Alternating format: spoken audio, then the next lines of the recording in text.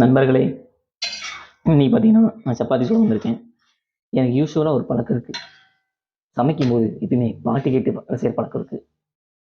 பாட்டு போடுவோமா?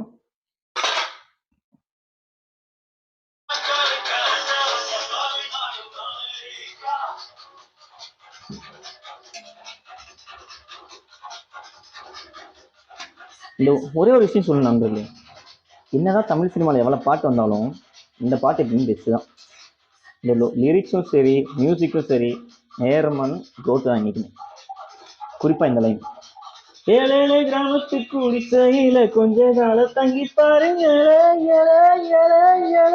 குறையின் நோட்டை விரிச வழி நட்சத்திரம் எண்ணி பாருங்க.